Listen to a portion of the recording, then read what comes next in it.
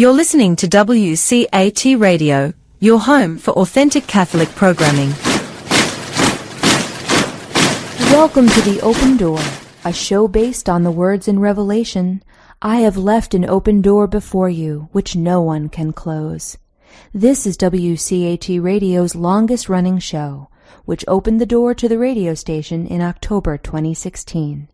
It's currently offered by Jim Hanink, Mario Ramos-Reyes and friends, and remains open to the love of God in its call to build a culture of life and a just social order through the panel's discussion of the Catholic social teaching principles of solidarity, subsidiarity, and economic democracy.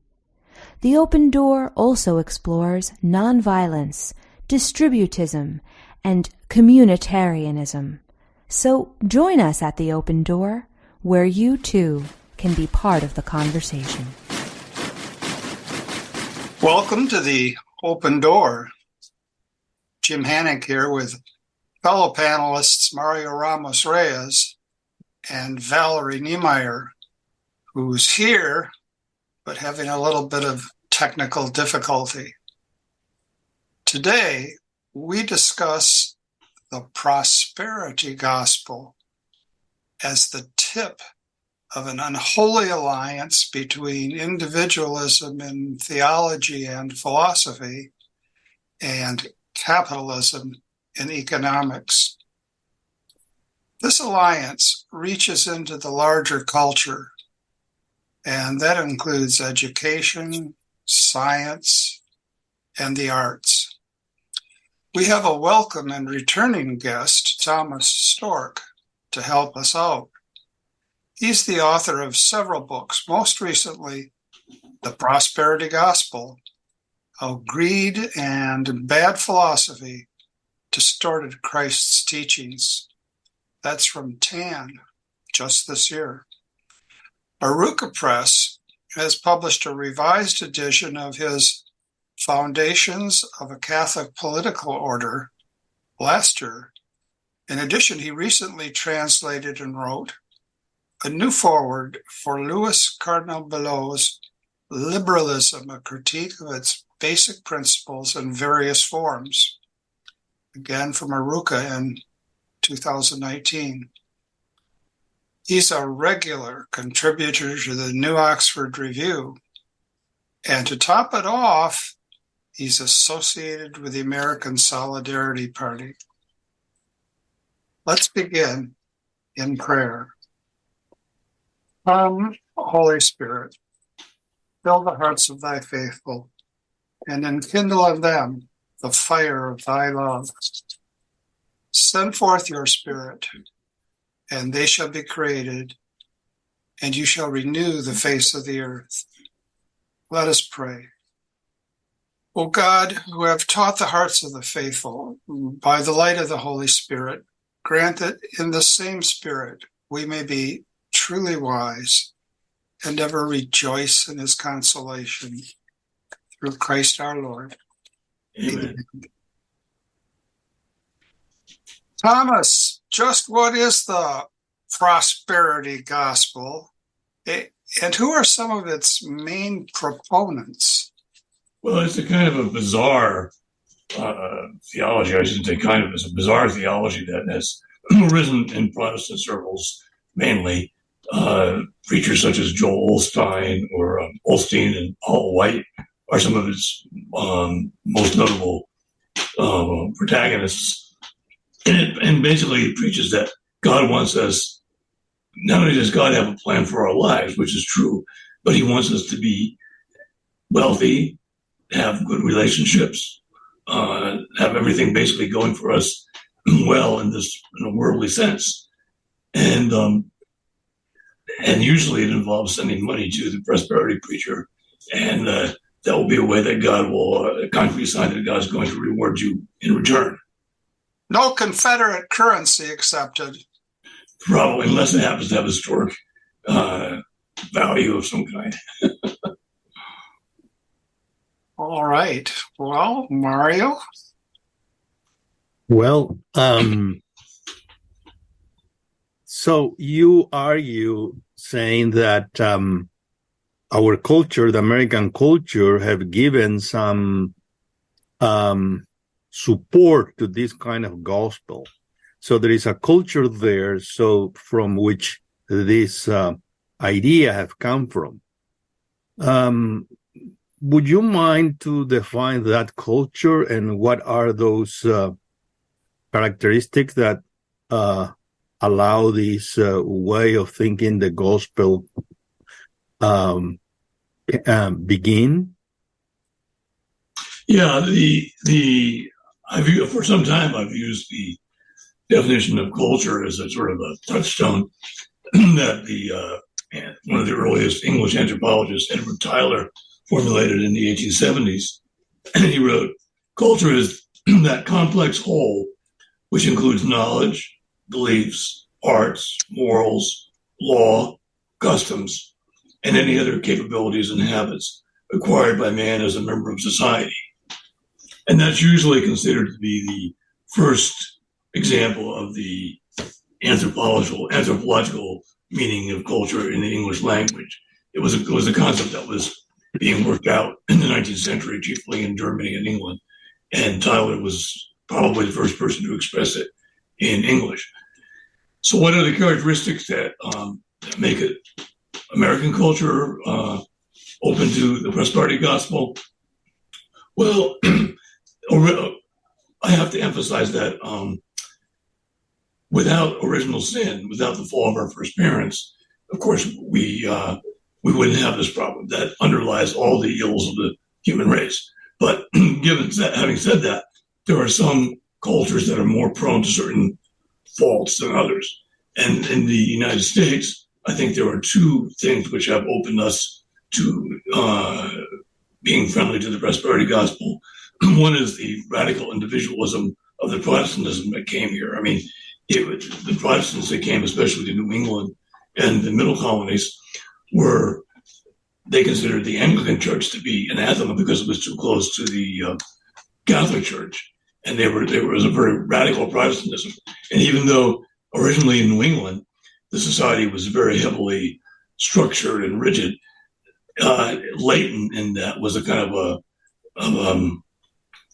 individualism, because when you have individual interpretation of the Bible, and essentially every Christian becomes his own interpreter of the Bible, then no matter how long you try to hide that by various social structures, eventually the individualism is going to come out.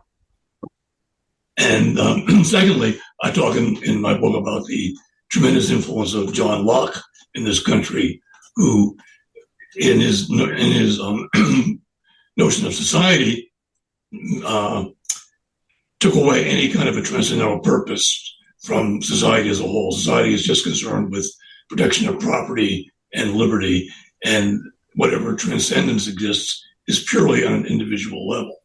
And when you have this double font of individualism, you open the way for any one thing anyone wants. And one of these things is greed. That's why I say it's greed and bad philosophy. They go hand in hand.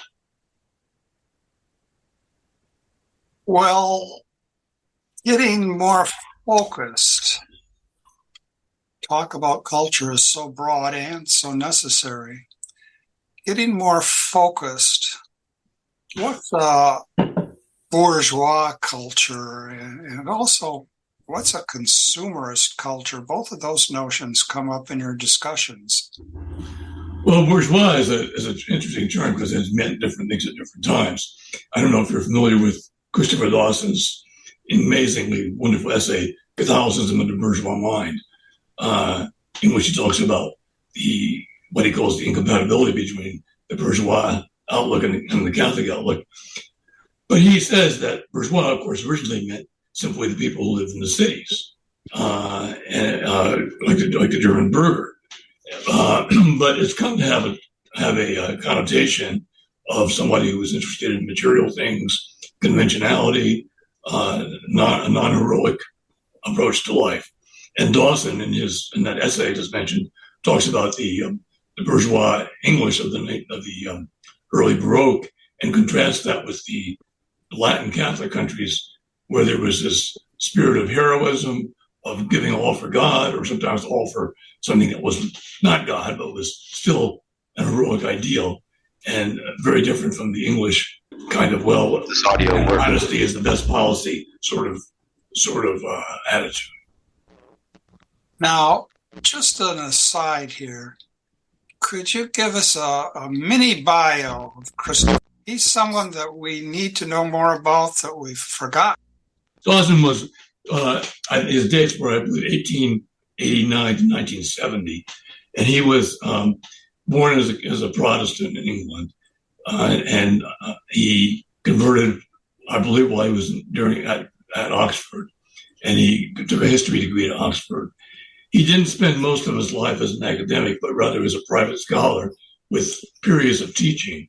And he wrote a number of seminal books, Religion and the Rise of Western Culture, this collection of essays of his called Dynamics of World History, that a disciple of his, John Malloy, put together, is one of the most interesting ones. That's the one that contains the essay Catholicism and the Bourgeois Mind. And Dawson made really fruitful use as an historian of anthropology in his works. He was someone who didn't separate the two fields, but he saw that the anthropological approach really revealed a lot about how the Catholic faith, and in fact any religion, would influence the larger culture. That every culture, he argued, is based upon a religious outlook of one way or the other. And that was one of his chief themes. During World War II, he was editor of the Dublin Review for a while. And then, surprisingly, late in life, he was offered a post at Harvard University as a professor of Catholic studies. And he held that post for about 3 or 4 years until poor health forced him to resign and return to England. But his daughter, by the way, wrote a biography of him with the title of something like, I can't remember the exact title, but her name is Scott, Christine Scott, if anyone wants to look up that biography of Dawson, of her father. You know, Peter Morin must have been reading Christopher Dawson when he coined that expression, cult, culture, and cultivation. Yeah, it's interesting that, the concept of culture was, as I said before, a relatively late one. In Western intellectual history, but was used very fruitfully by Catholics. Dawson, Hilaire Belloc used it back in the 19th century. That Spanish philosopher Jaime Balmes contrasted Catholic and Protestant countries. I'm not sure whether he explicitly used the term culture, but he was writing about culture, whether he used the term or not. And Pope John Paul II has a really important definition of culture that you draw on. Yeah, at the heart of it's similar to what Dawson said. At the heart of every culture is an approach to the mystery of God and of creation and of reality as a whole. That's why that quotation that I bring up from Justice Anthony Kennedy is so radically opposed to that, because instead of saying at the heart of every culture, there is a notion of the mystery of God and of creation. He says, well, you can have your own version of that, and everybody has his own version of that, and that's just fine. I see. Yes, Mario. I have a question. Otherwise, we move from different places. But when I read the word bourgeois, generally it's meant to compare with the culture, which is, I don't know what it is. It's a culture made by peasant farmers. So that expression was used very often by Marxists. So there was a bourgeois society which began, let's say, in the 1800s and in the 18th century, and move along and start spreading out all over the world. So it seems that referred to different social classes. Now, and also you say, well, that may be, Maritain said that came from Rousseau, I don't know if that's accurate, but anyhow, my point is that how then we are going to apply this language to a culture, again, very complex word, to the first settler of the United States, the Puritans, for instance. Were these people really bourgeois in the same way that we refer in the 19th century bourgeois? Or are we just, I don't know, would you mind clarifying a little bit about that? Yeah, I said before that the early New England settlers, the Pilgrims, or more accurately separatists, and the Puritans did not, in their societies, were not radically individualists. Their societies were in fact very rigid and controlled. What I said was that latent in their theology was an individualism that came out later via contradictions in their theology. Even, for example, when it became very difficult for the children of the Puritans to say, well, we had a conversion experience, and you had that so-called halfway covenant where people who were children of the original settlers could still be members of the church, even though they hadn't had the kind of Calvinist conversion experience that their parents had had. So, yeah, I agree with you that the kind of bourgeois civilization that Dawson is talking about, and that, to be honest with you, I can't recall if I used the word bourgeois, but I certainly used the word commercial in my book. But the kind of commercial civilization that arose in the 19th century and 20th century is not the same as the early Puritan civilization. Yeah, I acknowledge that fact. But what I'm saying is that the individualism that gave rise to the bourgeois civilization was latent in the New England settlers. And that kind of fused with the Lockeanism in a very strange amalgam. Valerie, you're with us. Yay. All right. Can you hear me? Hi. Yes. Okay, my son brought me one of these fancy little clips. That for some reason, Whoa. yes. We'll get to technology later. Yeah. Yes, we will. But we've so far been discussing, I don't know with your tech problems, whether you've been able to hear us or not. We've been talking about, of course, what counts as the prosperity gospel. And then really struggling with the notion of culture, bourgeois culture, consumerist culture. Any thoughts on any of those terms before we go ahead? I always say that we're consumed with consumption. So I've heard, it's just a phrase that comes to mind, that we are kind of a people who are in America in this generation and this time in history. I feel like we're consumed with consumption. I heard you talk a lot about bourgeois. Is there anything else you would say about a culture of consumption? Well, yeah, I mean, John Locke basically said that the society, the state, and by implication society, had no interest in anything that was transcendent, but merely in protecting people's property. He was giving a kind of a sanction to what later became, and what was becoming, even at that time as he wrote, a bourgeois civilization. And when you had Lockeanism, as I said, fused with Protestant individualism, the radical kind, it came out in a very strange mix. I mean, I don't think there's anywhere else in the world, maybe now, but not even 20 years ago, that wouldn't have found the prosperity gospel to be utterly bizarre. And said, what a weird thing this must be. But in the United States, no, certainly there are people who see it as weird, but it has a surprising following here. I wanted to call it, my book originally, Seedbed of the Prosperity Gospel.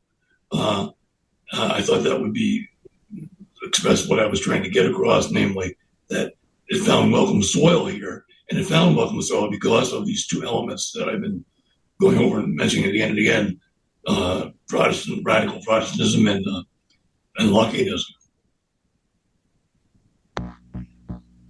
All right. Now we got to get another name into the mix here. Max Weber? Well, Weber was a German sociologist, and he died, I believe, around 1920.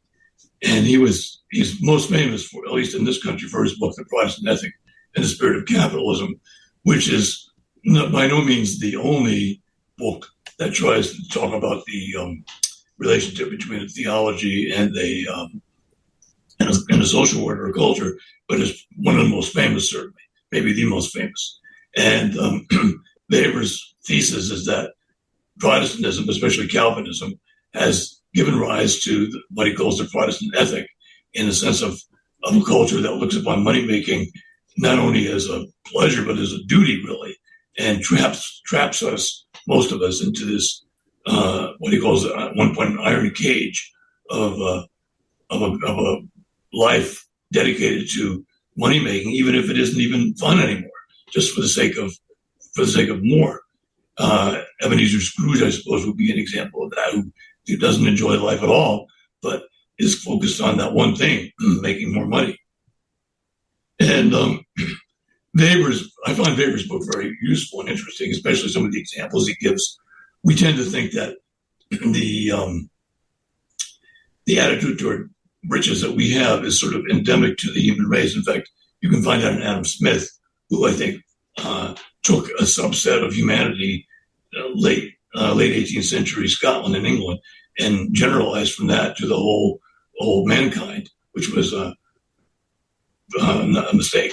So Weber, for example, talks about in the mid-19th century Germany, cloth merchants who were content with their income. They weren't always looking for ways to make more. They weren't always looking to cut corners or say cut costs or something like that. As long as they had their ordinary income, they were satisfied, and their life was fairly leisurely. But then when somebody came along, say a young guy, and said, if I work harder, if I do this and that, I can make more money, and that kind of forced the others to do the same thing, or else they would go out of business. So Weber's book is full of all kinds of interesting insights like that, and it's one of the seminal works for somebody who's interested in the relationship between culture, theology, and economics. All right, more background, crucial background. Mario?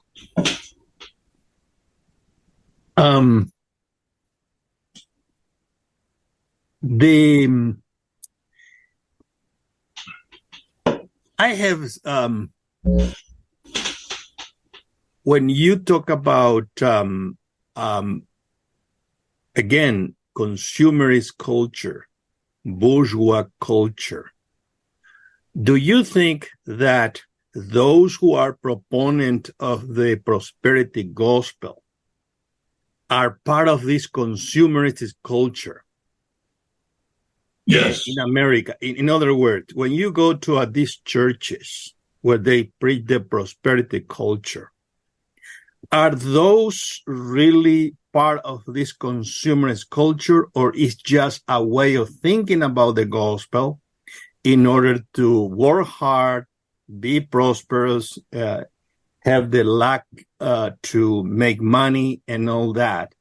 Because when I hear them, it seems to me that at least some of them, yes, they preach about success. They preach about having good results.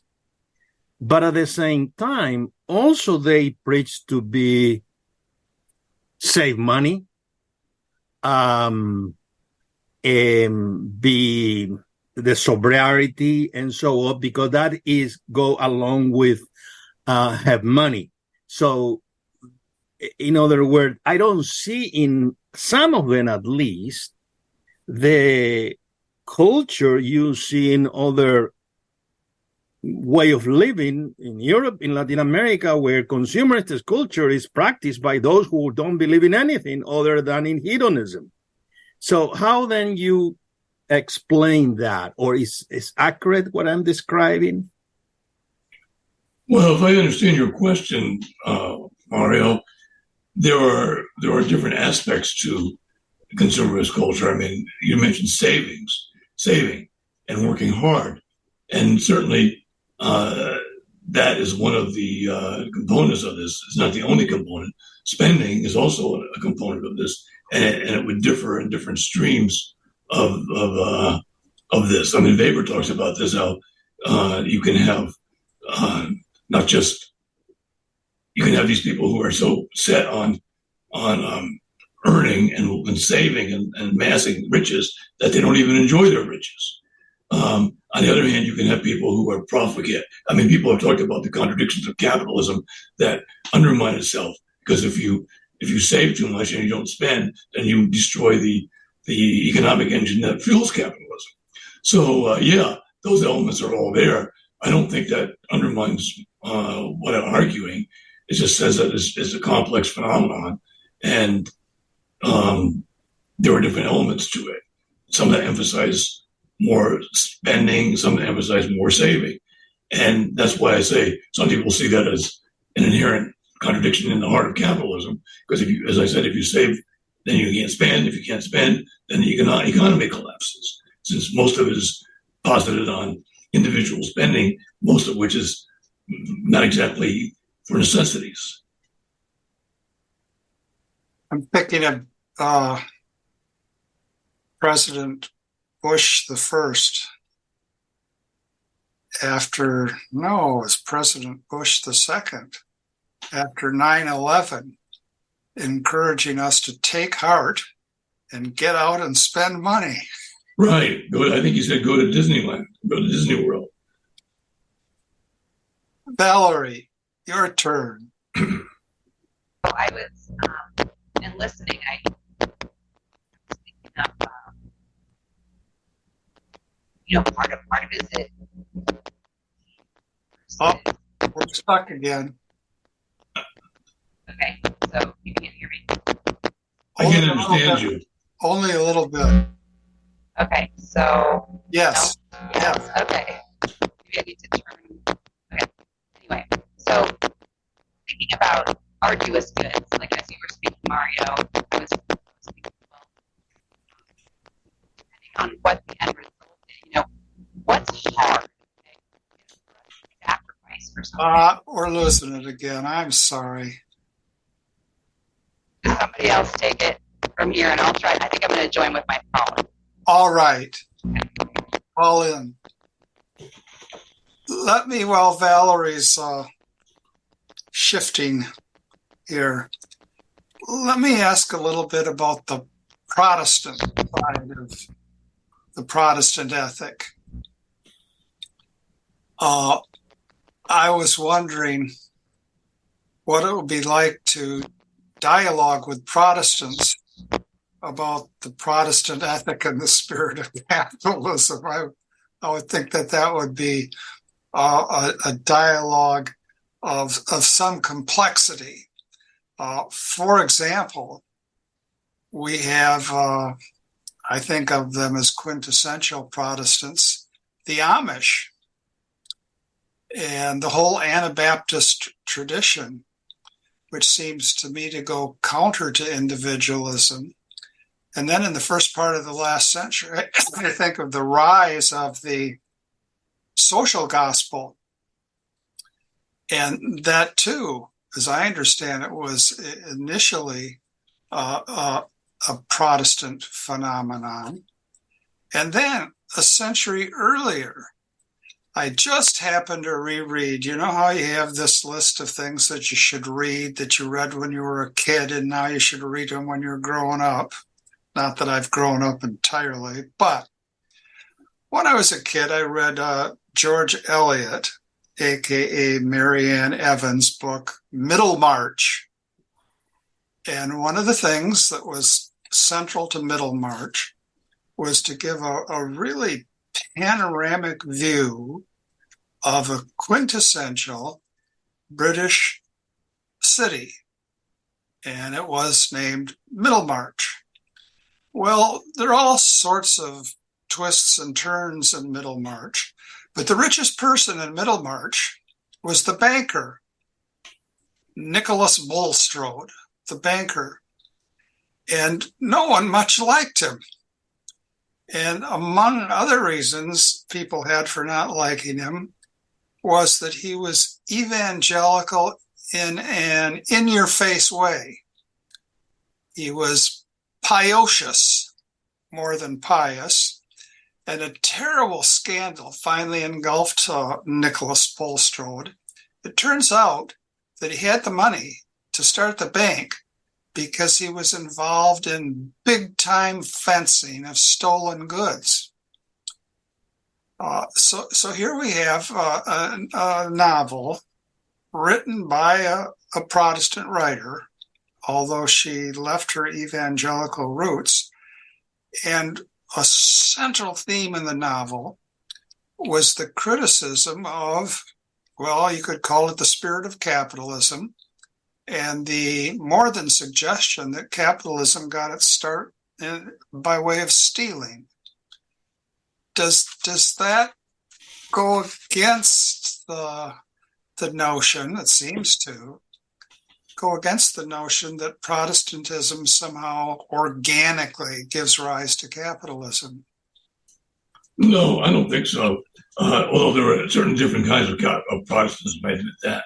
And the kind we're talking about, or I'm talking about, primarily is the Calvinist tradition. But sure, you're going to have individuals, and even whole, eventually by the 19th century, whole intellectual trends that were critical of this, that saw through it, that criticized it.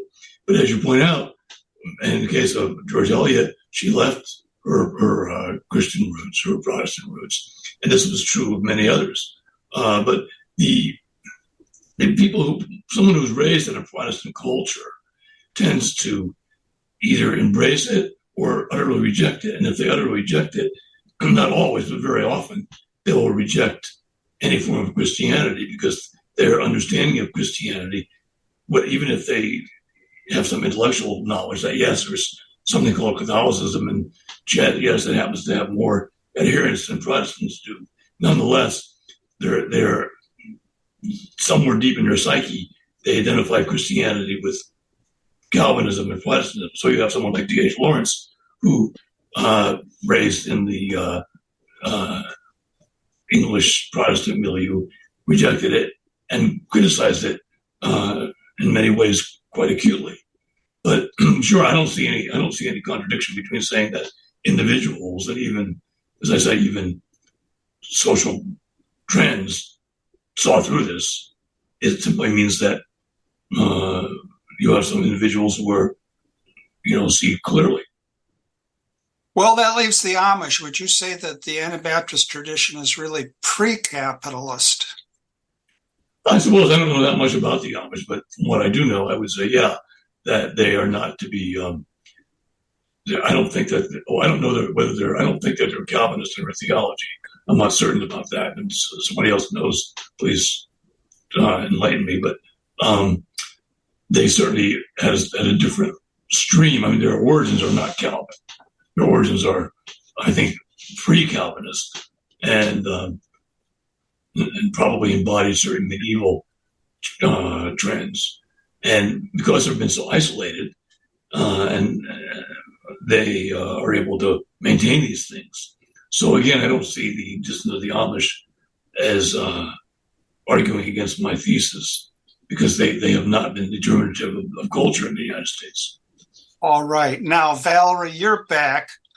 We only have 20 minutes left, and it's all yours. Oh, right. Yeah. But feel free to share whatever thoughts you have other than cursing technology. That's one of the things that Thomas is inviting us to do. No. Go ahead. Thanks. So what I was trying to say earlier was just that, what the value we give something determines what we're willing to sacrifice, right, in order to get it. And so like this question of, well, if we value prosperity, again, somebody may be less inclined to save, somebody might be more inclined to save. But, and when we were talking about that, the idea of arduous goods came to mind, right? Like in our culture, I'm often thinking how in our culture, people are willing to sacrifice greatly for certain things, like, for instance, athletic honor, right? Or just educational degrees, et cetera, where we're willing to pour tons of hours and time and hard efforts, again, arduous goods, right? We perceive these to be a good, and therefore I'm willing to sacrifice tremendously to pursue it. But we're not willing, for instance, to, again, in a culture where, in a pregnancy, we think that a baby in the womb is disposable. We don't see that as a good. We don't see that baby as a good or worth sort of the risks and the arduousness, right, of bringing that baby into the world.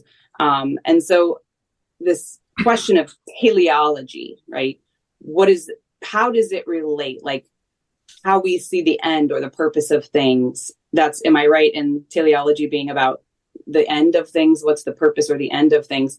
How does this and our understanding of the end or the purpose of various aspects of our lives, how does that play into this conversation about culture and individualism and all the things we've been talking about today? Yeah, that's excellent. I'm glad you brought up that point, because that's one of the big points of my book, is how our culture has no public consensus about ends, about ultimate purposes. It doesn't even have a conversation about it. It, again, thanks to Locke and others, I'm sure, has privatized the idea of purpose. But a Catholic is going to see the ultimate teleology as attaining heaven, and everything else, every other good, is going to have a proper place under that ultimate attainment, the ultimate end, and in reference to it. So we can't say, I'm going to pursue riches as an end in itself. No, riches has a place, at least material goods have a place, but that place is subordinate to our attainment of heaven. Education, the intellectual life, everything has a place under, but again, in reference to that ultimate telos, the ultimate end. But we in this country, we privatize that conversation. It's not, there's no consensus. It's again, as Justice Kennedy said, everyone is free to have his own conception of that, and that's held to be the essence of our freedom. Yeah. So what do you think would be how do you, because what you're proposing is that we need to set aside the higher in the hierarchy of what we value and what we pursue, for instance. How do we do you have ideas as to how to help people essentially embrace what is arduous about knocking prosperity or off of the top of the totem pole or whatever? How do you envision a culture that does encourage people to embrace the hardness of a culture that's not based on consumption and comfort, and ease? Well, we're all tremendously influenced by our culture. Certain things that just seem obvious to us, and it's because they're in the air, so to speak, culturally. And so a culture that did have an understanding of our ultimate end and did try to subordinate the other activities of human life to that ultimate end would give us a lot of encouragement for embracing arduous tasks that are not necessarily pleasant to us.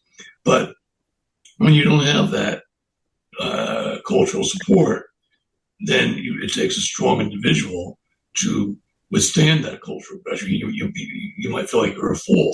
I mean, you do that? Really? You had a chance to make a buck and you didn't take it? Really? You're a fool. And that's, even if somebody doesn't actually say that to you, in the back of your mind, there's a voice saying, you could have had this sexual experience and you didn't take it. Or you could have had this opportunity of making money and you didn't take it. And, you were really foolish. And we need as social beings, whom God intended to live in community, we need the support of culture. We're not doing this on our own. Sure, it's possible to be holy in any society, but it's much harder. That's something I think Jim mentioned Peter Morin before. And Peter Morin said he wanted a society in which it was easier to be good. And I think that's what we need to aim at. A society in which it's easier to be good, because we have the cultural supports promoting that. And so does technology, how does technology play into this? Does it make it easier to be good? Harder to be good? Well, easier to be frustrated. it's often said that technology is neutral. In fact, I was having just yesterday or Monday had another radio interview, and one of the hosts said technology is neutral. I said, well, no, it isn't. It's not neutral. Given the proclivities that we've inherited from the fall of our first parents, we have a tendency to take the easy way out and to not look at the long range consequences of things. And so I'm not against technology altogether. If we had no technology, we'd be living in caves and drinking water out of our cupped hands and eating raw vegetables. What I'm against is the development of technology without any consideration of its consequences. And an excellent example is the automobile. And despite what it seems, I'm not explicitly taking a view here for or against the automobile. I'm saying the automobile has transformed our lives incredibly. It's transformed the very physical structure of our cities, taking up all this land with parking lots, superhighways. It's made it easy for people to live very far from where they work and helped separate families and neighborhoods and so on. Well, maybe that was good. Maybe it was worth it being able to get from point A to point B faster. Maybe all this stuff was worth it because getting from point A to point B was so important that it didn't matter what else happened. But my point is we never had the conversation about that. We never discussed, well, gee, here's a new invention. It does a really good job of getting us from A to B, but what are some of the ramifications of this invention? And I dare say that even back in the first part of the 20th century, there were some people who could have pointed that out, could have said, if we embrace this invention, these are some of the likely things that are going to happen. But we never had that conversation. We just uncritically embraced it the way we uncritically embrace most technology without any thought about what it's going to do. All right, Mario. You talk about technology is not neutral. What do you think about the claim that science is not neutral? Science is neutral. So what we need is good science, which is neutral. Well, that opens up another question. You'll recall when I was the last time on the show, Mario, we talked about that book, Everywhen, and we talked about some of the meanings of science. And I've been very influenced by the philosopher of science, Thomas Kuhn, that I'm sure you're familiar with. And I think a lot of his criticisms of science are correct. And interestingly enough, C.S. Lewis made the same criticism as Kuhn in one of his last books, The Discarded Image. So I think that science, the sign of science we've had in Europe and its extensions since Galileo and his contemporaries has been oriented toward technology. That's been its justification. And in fact, you'll find a lot of popular justifications of science are not about whatever knowledge we allegedly have gotten from it, but simply about, well, look at all the stuff it's given us. And again, we have to ask, is this stuff worthwhile? Has it been good for us? Maybe it has, maybe it hasn't, but we've never talked about it. We never discussed it. And so science, the kind of science we have now, which we tend to think is the only kind of science or the best kind of science, is not necessarily either. And so we need to have a more fundamental conversation about what is science and what its purpose is. Because I think you're aware that you brought up the excellent point that when you were getting your education in South America, the older notion of science was still the one that was assumed, namely that the highest sciences are philosophy and theology, not physics. Let me. I'm going to interrupt you. The question that I ask is very. Is very. How can I say? Has a lot of weight today in Latin America, which means that because the fragmentation of societies, the constitutional system must be based, that's the claim, in a neutral way of thinking the law. So the jurist who is coming back in many ways is Hans Kelsen. In other words, we need to get rid of all the emotions, religions, any value that can somehow contaminate the legal system or the constitutional system, so that we can have a pure theory of the law. And so, because the claim is, again, in this world, science is everything. Therefore, science must be neutral. Otherwise, it's going to take sides, and then we have the populism, different type of system that we see around. So in that sense, I think that idea is very prevalent. Perhaps it's less in the United States, but in Latin America, interesting enough, the enlightenment, hardcore enlightenment is coming back with a lot of strength. Well, I think if it doesn't seem so common in the U.S., it's because it's just accepted. It's just assumed. I mean, the separation between being and morality is one of the postulates of modern philosophy. And philosophy, as you know well, better than I, that's why modern philosophy has struggles with the idea of morality. And where do you fit it in? It's not a thing. And yet we know that that's false. And we have to go back to a different metaphysics and show that no, morality is based on being. In fact, it's convertible with being. The good is convertible with being, and yet when you have a whole civilization based on the idea that on a positivistic way of looking at reality, then there are lots of ramifications for that. And I would guess, although you could correct me on this, I would guess that the reason that this is an acute subject of discussion in Latin America is because it's, as an import from the Anglo-Saxon world, it's seen for what it is. And it's seen not as just part of the background of culture the way it is here, but it's seen for a new idea that needs to be accepted or rejected or whatever. But it's not just simply accepted as a given. There are an awful lot of things that we accept as givens in this culture, and I'm sure every culture does. But we have givens that we just assume are part of the nature of things, and they're not. Yeah. Thank you.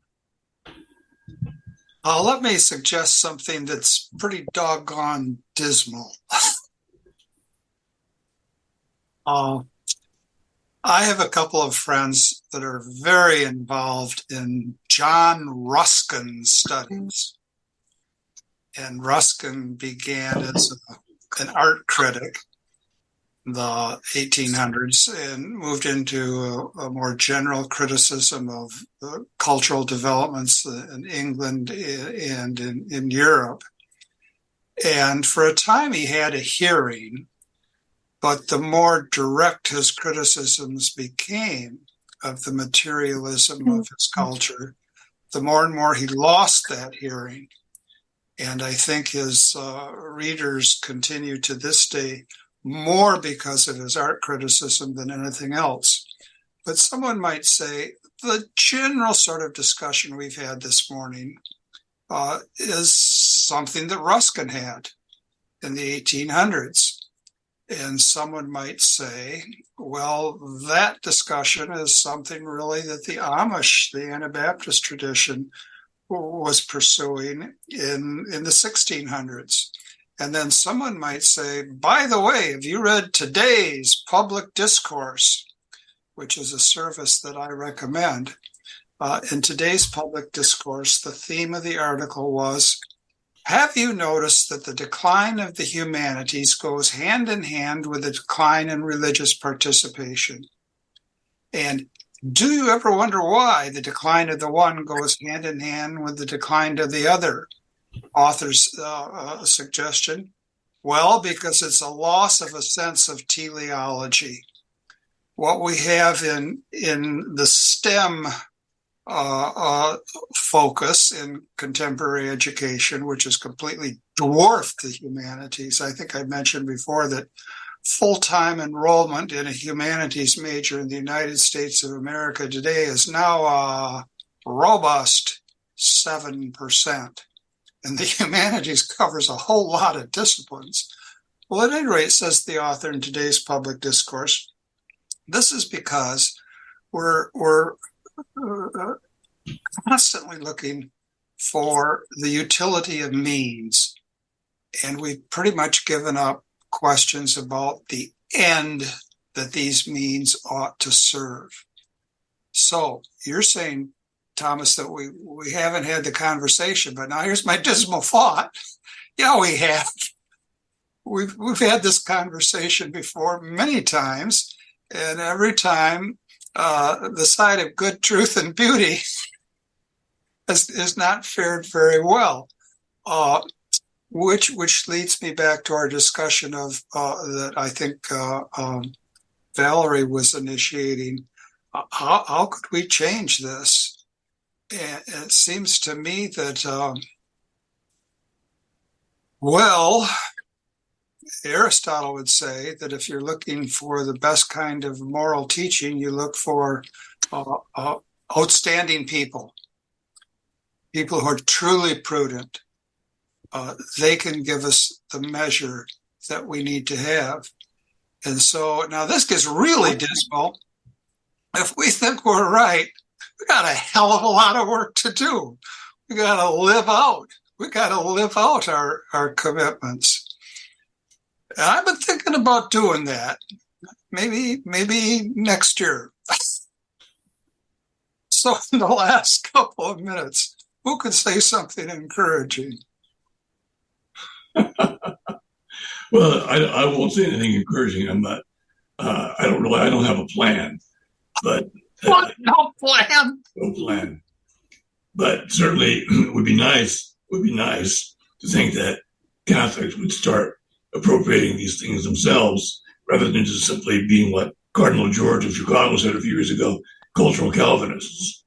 But I don't see too many signs that we're headed in that direction, unfortunately, of embracing a truly Catholic culture. I mean, even the most traditionalist Catholics, for all I think there's a lot to be said for the traditional Mass. Basically, most of them are quite content otherwise to be Calvinists with a beautiful liturgy.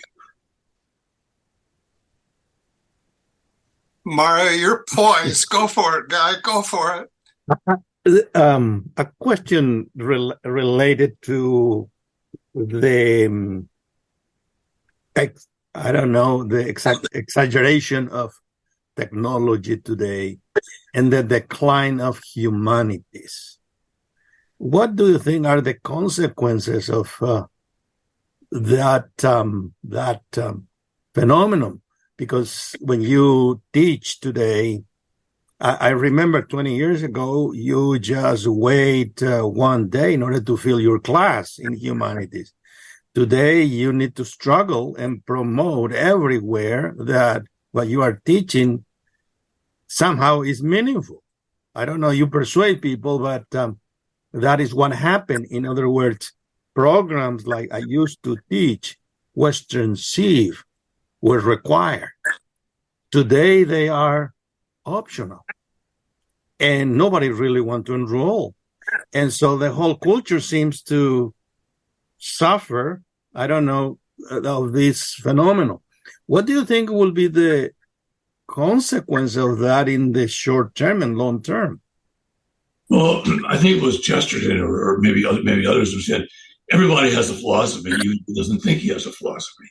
So what you're going to get is not an educated citizenry who has no philosophy, but an educated citizenry that has a really crappy philosophy and doesn't know it. A philosophy that's basically positivistic and scientistic, and that doesn't even have any idea it has such a philosophy. So, and never thinks about these questions. And the consequences of that for all culture, for politics, will be not good.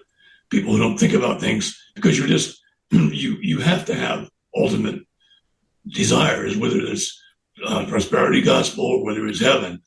or somewhere in between. But if you don't know that you have a teleological outlook, then you're worse off. It'd be better if people said, yeah, for me, the telos is money. At least you can talk to someone like that. At least you can have a conversation, or at least maybe you can. But yeah, you're gonna have people whose whole idea of the intellectual life is simply, how can I make bigger, fill in the blank, bombs, toasters, iPads, whatever. That's what college is about, learning how to do that. And it's incredible, actually. But that's most of the conversation about higher education is about how you can make more money if you get a college degree. And I don't think your Western Civ course is going to help them. Well, we can close, as we always do, to today's gospel, turn to today's gospel, which tells us about the start of a certain kind of discipleship. This comes from Matthew. Jesus summoned his 12 disciples and gave them authority over unclean spirits to drive them out and to cure every disease and every illness. The names of the 12 apostles are these: first, Simon called Peter and his brother Andrew, James the son of Zebedee and his brother John, Philip and Bartholomew, Thomas and Matthew the tax collector, James the son of Alphaeus and Thaddeus, Simon the Canaanian, and Judas Iscariot betrayed Jesus. Jesus sent out these 12 after instructing them thus: do not go into pagan territory or enter a Samaritan town. Go rather to the lost sheep of the house of Israel. As you go, make this proclamation: the kingdom of heaven is at hand. Come, Lord Jesus, come. You. Thank you. Thank you very much for having me on here. Thank you. Thank you. Valerie, you missed Tom's story. Well, it's kind of a riddle, actually. Tom's riddle about one of our fellow mammals who's sales resistant. He put it this way: why is it that you can't sell shoes to bears? Why is it that you can't sell shoes to bears? And Mario and I, we were confounded. And then Tom said, they prefer to go barefoot. Well, it's too much for the middle of the summer. All right. As we say, forward lurch. Yeah, thank you, gentlemen. Sorry for the technical difficulties on my end. It was a good conversation. I heard most of it, so I know that you're fluent in Spanish. So as I told Mario, si no es una cosa maldita, pues hay otra cosa maldita. If it's not one damn thing, it's another damn thing. Yeah. Take care. Take care. Have a great day, gentlemen. Yep. Thank you for listening to a production of WCAT Radio. Please join us in our mission of evangelization. And don't forget, love lifts up when knowledge takes flight.